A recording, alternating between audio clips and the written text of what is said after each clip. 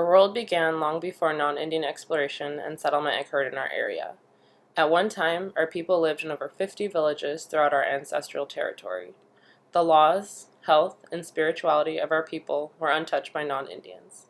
Culturally, our people are known as great fishermen, eelers, basket weavers, canoe makers, storytellers, singers, dancers, healers, and strong medicine people. Before we were given the name Yurok, we referred to ourselves and others in our area using our Indian language.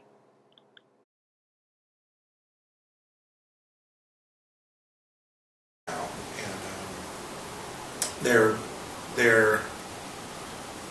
loss of language and culture and connection to the community started with the boarding school experience, and their stories of when they would go down, they weren't allowed to speak their language, and their stories of kids getting their mouth cleaned out with a wire brush if they heard people speaking their language, and they would pray in their language. And part of the whole boarding school policy was to get rid of all the culture and language and tradition and all of that. And so they removed them from their communities, took them away from parents, grandparents that were real close to the Haida community that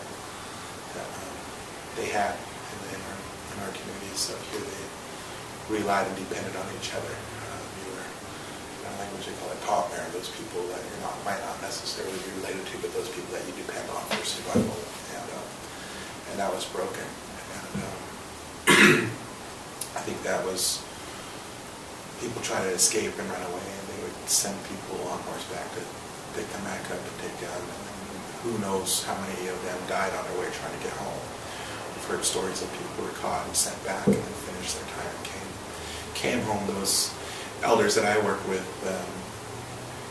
are the survivors, and it's probably a small percentage of those who didn't make it. And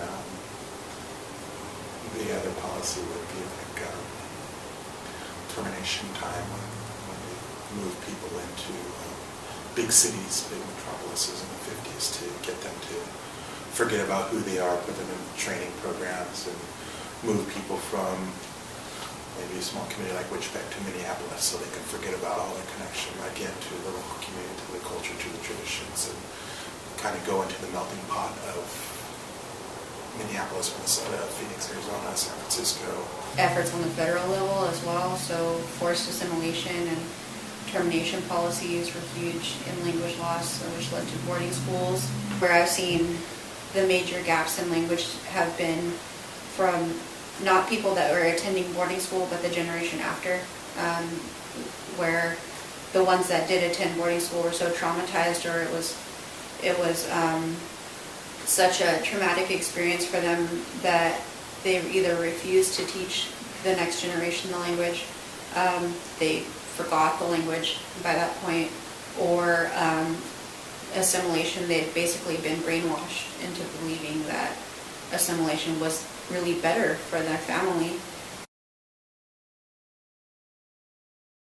And then for us here, for the Yurok people, you know, we became an organized tribe in 1993, and then 4 years after we established our constitution and had our first election and voted in our first council people, 4 years later after that is we started the Yurok language program, and we had 19 elders that sat on a language committee, and we started documentation of the language and master apprenticeship programs, and then we pushed on from there.